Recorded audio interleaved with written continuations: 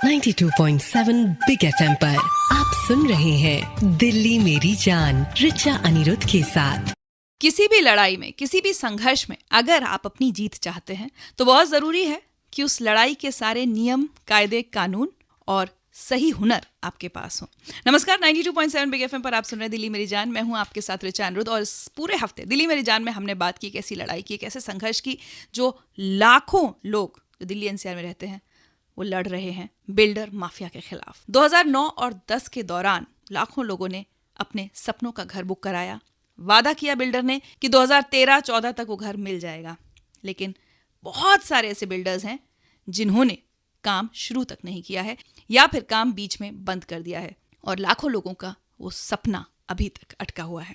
तो क्या करें, कहाँ जाएं ये सारे लोग, कैसे लड़ें उस बिल्डर के खिलाफ जिन्होंने इनके सपने को तोड़ा है। इन्हीं सब पर बात करने के लिए आज मेरे साथ स्टूडियो में जुड़ रहे हैं सिविल लॉयर सक्षम मारवा। ये लॉयर्स की एक पूरी टीम है जो लॉयर उत्तम दत्त के साथ काम करती है और कई सारे बिल्डर्स के खिलाफ ये लोग केसेस लड़ रहे हैं बायर्स की तरफ से।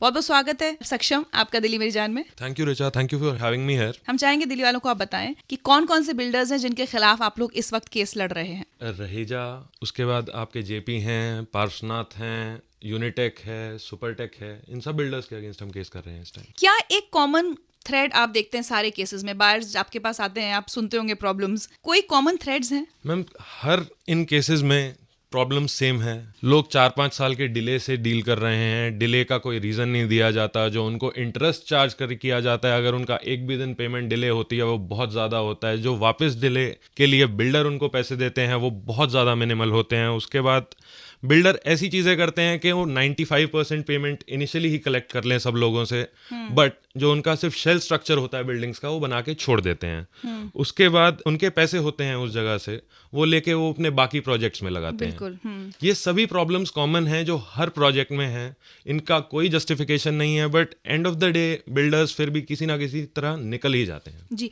और एक बहुत कॉमन थ्रेड हमें जितने भी लोग कॉल कर रहे हैं, और बल्कि मैं सच बताऊं तो मैं भी कुछ साल पहले एक बिल्डर से बहुत परेशान हुई थी। होता क्या है, एक आम आदमी इनसे पंगा नहीं लेना चाहता। लोगों को लगता है अरे अब केस करेंगे या कंज्यूमर कोर्ट में जाएंगे तो फिर और डिले ही होगा, हमें हमारा घर थोड़ी मिल जाएगा, मामला फंस जाएगा। क्या बायर्स को कंज्यूमर कोर्ट में जाना चाहिए? क्या बिल्डर के खिलाफ शिकायत करनी चाहिए? अगर ऐसे सारे सवाल आपके मन में हैं तो हमें कॉल लगाइए 39927927। आपके सभी सवालों के जवाब आज देने की हम कोशिश करेंगे। हमारे साथ हैं स्टूडियो में सिविल लॉयर सक्षम मारवा और मैं हूं आपके साथ हर दिन की तरह रिचा अनिरुद्ध 92.7 बिग एफएम पर। वेरी गुड मॉर्निंग भाई। दोस्ती तो दिल्ली मेरी जान में हम भी आपके साथ नहीं तोड़ेंगे, क्योंकि दिल्ली है, हमारा शहर है और इसे मिलकर खूबसूरत और एक बेहतर शहर बनाना हम सबकी जिम्मेदारी है। नमस्कार, 92.7 बिग एफएम पर आप सुन रहे हैं दिल्ली मेरी जान। मैं हूं आपके साथ रिचा अनिरुद्ध और आज स्टूडियो में मेरे साथ हैं लॉयर सक्षम मारवा। पूरे हफ्ते आप जानते हैं हमने बात की बिल्डर माफिया की और उनसे परेशान हो रहे बायर्स की, लेकिन मुझे लगता है वक्त आ गया कि परेशान होने के बजाय अब बिल्डर्स को परेशान करना पड़ेगा। कैसे करें, आइए सुनते हैं पहला सवाल क्या है। नमस्कार, मेरा नाम कुमार समरेश है और मेरा एक फ्लैट है नोएडा 46 सेक्टर में, जो हम लोगों ने 2009 में बुक किया था और आज 2016 हो गया है और हमें अभी तक पोजेशन तो दूर की बात है, वो पूरा कंप्लीट भी नहीं हुआ है।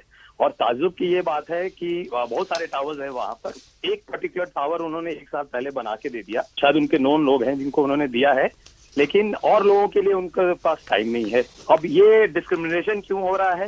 गार्डेनिया ग्लोरी का ये प्रोजेक्ट है और नोएडा 46 में है। गार्डेनिया ग्लोरी, सक्षम जी, कई बार ये होता है बहुत बड़े बड़े बिल्डर्स के तो नाम बाहर आ जाते हैं, ये थोड़ा छोटे जो प्रोजेक्ट्स होते हैं उन पर तो कोई बात भी नहीं करता। नमस्कार समरेश जी, ये जो आपकी प्रॉब्लम है ये पूरे दिल्ली, पूरे इंडिया में हर जगह कॉमन हो गई है। हर जगह बिल्डर्स यही करते हैं, 3 साल में पोजीशन ऑफर करते हैं, मिलता वो 6 साल तक नहीं है। मोस्टली आपका जो प्लान होता है वो कंस्ट्रक्शन से लिंक्ड होता है, इससे वो शेल स्ट्रक्चर खड़ा करके 95% तक आपसे पैसे ले लेते हैं, बट उसके बाद जब फाइनल स्टेज आती है तो आपको पोजीशन ऑफर करने में 4 साल 5 साल का डिले करते हैं। ये इनका स्टैंडर्ड प्रैक्टिस है सर, ये हर जगह है, हर बिल्डर ये करता है और पूरे इंडिया में ये देखा गया है। तो अब इनको क्या करना चाहिए? क्या इन्हें कंज्यूमर कोर्ट में जाना चाहिए समरेश को? आपके पास सर ज़रूर ऑप्शन है कंज्यूमर कोर्ट में जाने का, बट मैं आपको रिकमेंड करूंगा कि आप अपने साथ अपने ही प्रोजेक्ट के और लोगों को ढूंढें। उससे आपको 2 टाइप के प्रॉब्लम्स बच जाएंगे। फर्स्टली सर, आप अगर एज एन इंडिविजुअल ओनर जाते हैं तो आपको पहले लोअर कंज्यूमर फोरम्स में जाना पड़ेगा, डिस्ट्रिक्ट फोरम्स में जाना पड़ेगा और स्टेट फोरम्स में जाना पड़ेगा। उससे एक चीज ये होती है, टाइम ज्यादा लगता है, प्लस जो बिल्डर है उसके पास मॉनेटरी पावर ज्यादा है, वो अपील करके उसको ऊपर वाले कोर्ट्स में फाइट कर सकता है। अगर आप सीधा नेशनल कमीशन में जाते हैं तो उनके पास अपील का एक ही एवेन्यू होता है, सुप्रीम कोर्ट। उसके अलावा नेशनल कमीशन में जो भी जजमेंट्स आती हैं उनमें एक मोस्टली कॉमन व्यू लिया जाता है, जो हमारे स्टेट कमीशन में थोड़ा प्रॉब्लम है, जो नहीं है। तो नेशनल कमीशन में आप एज अ ग्रुप फाइट करेंगे, एक तो आपको कवरेज ज़्यादा मिलेगा, मीडिया भी आपको देखेगी, सेकेंडली आपको जो मॉनेटरी कॉस्ट है वो बहुत रिड्यूस हो जाएगा। जी समरेश, पॉसिबल है आपके लिए अपने जो आसपास और बायर्स होंगे, करीब 100 लोग आप इकट्ठे कर सकते हैं? हाँ ऋचा जी, हम ग्रुप में, मेल्स में और व्हाट्सएप पे एक साथ हैं इस चीज पे, और ये मुहिम काफी दिनों से हम कोशिश कर रहे हैं कि प्रेशर बनाया जाए बिल्डर्स पे, लेकिन जो सर ने ये आइडिया दिया है ये मैं शेयर करता हूँ उनके साथ। चलिए, बहुत बहुत शुक्रिया समरेश में कॉल लगाने के लिए। Thank you Richa ji, thank you. Samaresh के कॉल के जरिए एक बात पता चली है कि अगर आप लोग परेशान हैं अपने बायर से तो एक एक करके लड़ने से अच्छा है, कहते हैं ना, एकता में ही ताकत है, शक्ति है। एकजुट हो जाइए और कंज्यूमर कोर्ट में कंप्लेंट कीजिए अपने बिल्डर के खिलाफ। ऐसा ही कोई सवाल आपके मन में है तो कॉल लगाइए। 39927927 हमारा नंबर है। यह है दिल्ली मेरी जान, मैं हूं आपके साथ रिचा अनिरुद्ध और मेरे साथ स्टूडियो में है सिविल लॉयर सक्षम मारवा। 92.7 बिग एफएम पर गुड मॉर्निंग।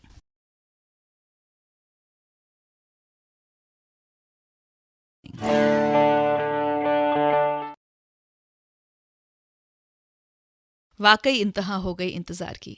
सपनों का जो घर 2013 में 2014 में मिलना था, उसका 2016 तक भाई कोई नामो निशान ही नहीं है। नमस्कार, 92.7 बिग एफएम पर आप सुन रहे दिल्ली मेरी जान, मैं हूं आपके साथ रिचा अनिरुद्ध। और ऐसे सारे लोग जिनके इंतजार की इंतहा हो गई है, उनकी आवाज उठा रहे हैं हम दिल्ली मेरी जान में। मेरे साथ स्टूडियो में है लॉयर सक्षम मारवा, आपके सवालों के जवाब देने के लिए, आपकी मदद करने के लिए।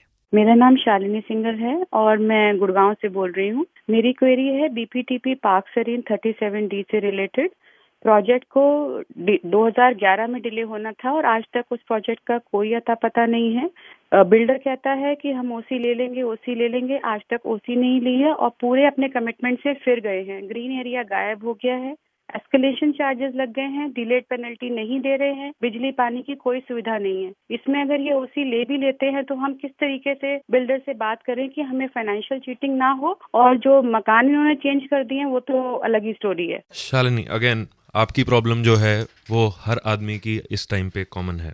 ग्रीन एरिया रिड्यूस होना, सारी फैसिलिटीज़ नहीं मिलना, डिले पेनल्टी नहीं मिलना। ऑल्दो जो आपको डिले पेनल्टी उसमें मिलती है वो कॉन्ट्रैक्चुअल होती है, वो 1/10 होती है जो बिल्डर आपसे लेता है, फिर भी बिल्डर्स वो पेनल्टी तक भी नहीं देते हैं आपको। इसके लिए शालिनी आप एक काम कर सकती हैं, आपके जो भी रेगुलेटर हैं उनके पास आप जाइए, देखिए कि ओसी के लिए बिल्डर ने अप्लाई किया भी है कि नहीं।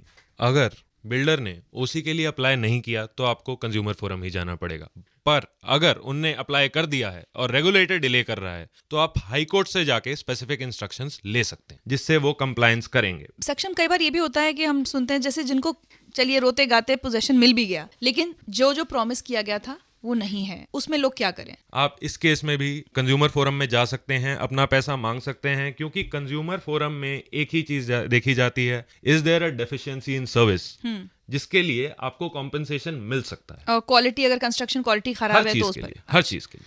तो चलिए शालिनी जी, सबसे पहले तो आप गुड़गांव में जो लाइसेंसिंग अथॉरिटी है वहां जाकर पता कीजिए कि आपके बिल्डर ने ओसी के लिए अप्लाई किया है या नहीं, और नहीं किया है तो आप कंज्यूमर फोरम में जा सकती हैं। तो अगर आपके पास भी ऐसे ही कोई सवाल है, अपने बिल्डर के खिलाफ कोई शिकायत है, तो हमें कॉल लगाकर लॉयर सक्षम मारवा से आप सलाह ले सकते हैं कि आपको क्या करना चाहिए और क्या नहीं। यह दिल्ली मेरी जान, मैं हूं आपके साथ रिचा अनिरुद्ध। हमारा नंबर है 39927927।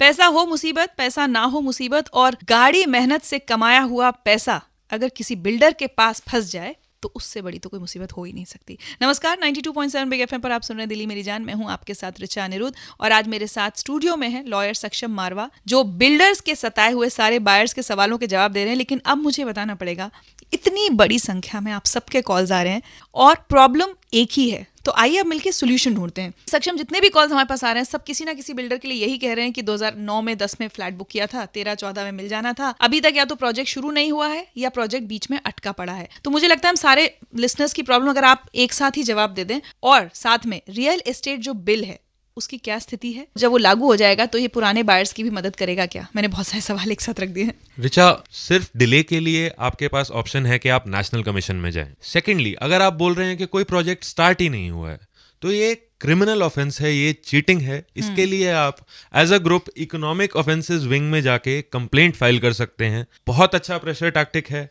बिल्डर्स इसके बाद काम करना स्टार्ट करते हैं, ये मैंने देखा है। मतलब कितने टाइम तक अगर काम शुरू नहीं हुआ है तो जा सकते हैं यूडब्ल्यू में? अगर आपकी पोजीशन 3 साल में मिलनी थी, 6 साल अभी तक हो चुके हैं, गड्ढा खोद के छोड़ा हुआ है, उन सब केसेस में आप ईओडब्ल्यू जा सकते हैं। ठीक है। सेकेंडली, आपने बात की रियल एस्टेट बिल की। रियल एस्टेट बिल एक हिसाब से लागू हो चुका है 26 मार्च 2016 से। अच्छा। बट इसके जो अच्छे प्रोविजंस हैं, जिनमें बोला जाता है कि बिल्डर को स्पेसिफिक पहले प्लान देना है, जितना आप इंटरेस्ट चार्ज करेंगे उतना ही आप वापस देंगे, बाकी चीजें कंस्ट्रक्शन क्वालिटी, जो भी उनके एस्क्रो अकाउंट में पैसे जमा करने की बातें हैं, जितनी भी चीज हैं, ये चीजें अभी शायद लागू ना हो पाए जो बिल्डर्स ऑलरेडी प्रोजेक्ट बना चुके हैं। कुछ स्पेसिफिक क्लॉजेस जो इस एक्ट के हैं, जैसे आपको जो रेगुलेटर है उनके साथ रजिस्ट्री, उनको जो आपका टाइम फ्रेम है आज से आगे कब तक आप फिनिश करेंगे उसका, वो अभी इन बिल्डर्स पे भी अप्लाई होगा।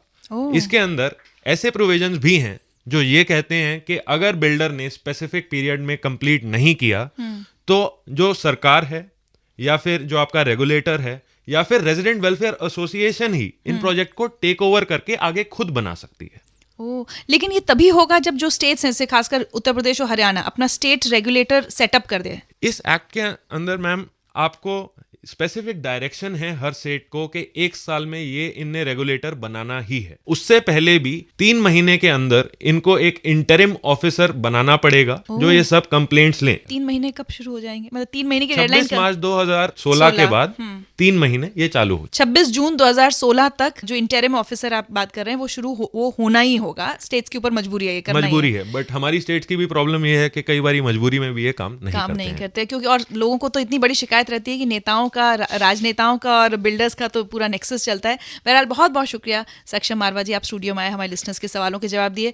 उम्मीद करूंगी दिल्ली बहुत सारे सवालों के आपको जवाब मिल गए होंगे। कंज्यूमर फोरम में जरूर जाइए उस बिल्डर पर दबाव बनाने के लिए, और अगर प्रोजेक्ट शुरू नहीं हुआ है तो इकोनॉमिक ऑफेंस विंग में शिकायत कीजिए। और इसी के साथ आज ऋचा अनिरुद्ध को इजाजत दीजिए। कल सुबह आपसे फिर मुलाकात होगी 8 बजे एक नए बिग हीरो के साथ। Till then, bye bye, take care.